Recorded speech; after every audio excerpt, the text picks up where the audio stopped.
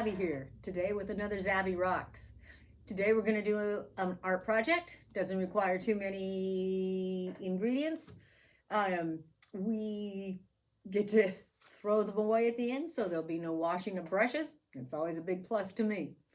This is a good project for any age. Some of them you might want to have these pre-cut. Others with the older kids, they can do it themselves. Or if you're in a time crunch, then you could already have them cut and ready to go. So what you're going to need for this project is either a empty toilet paper roll or a paper towel roll, maybe cut in half. I think half would be good. You could probably do thirds, but I went with halves.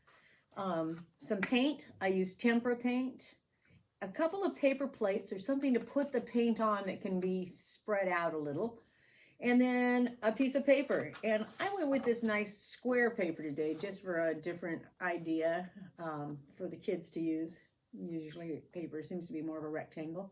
So we went with this nice square. It's kind of a heavier construction paper.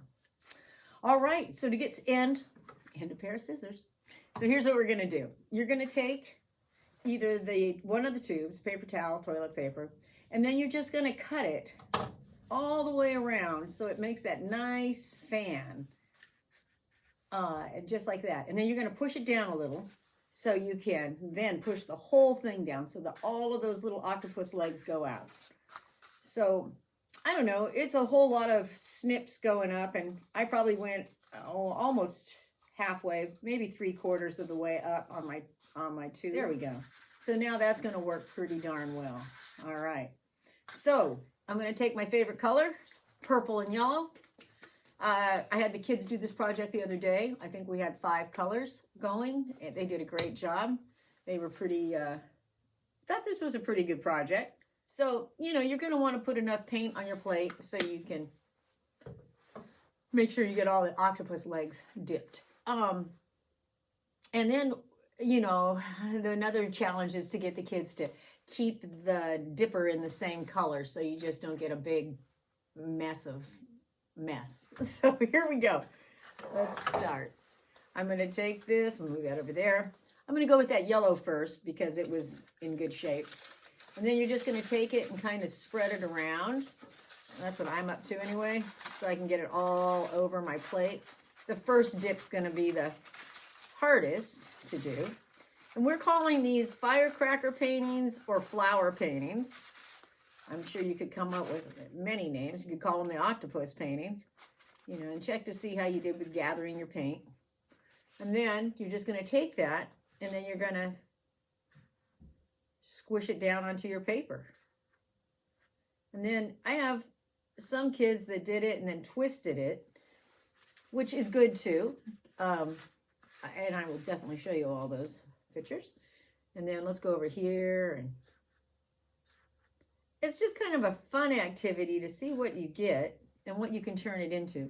At the end of the project, I had some kids that thought that they looked like flowers and then they wanted to paint stems. So I did bust out a couple of paint brushes for them to do that with. All right, here we go. Let's gather up some purple now. And I'm just spinning it around down there, and the next time you use it, you won't have to spin it so much because the paint will already be spread around on the plate for you. And then take a look to see, now they're pretty painted.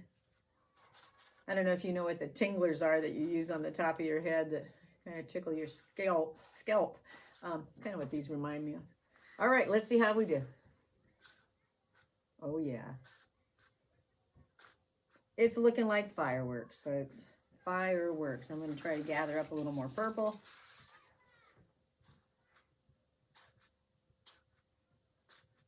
Oh, I like it. Okay, I think that it is a good, fun project. And then, you could turn that into something else if you wanted to do more.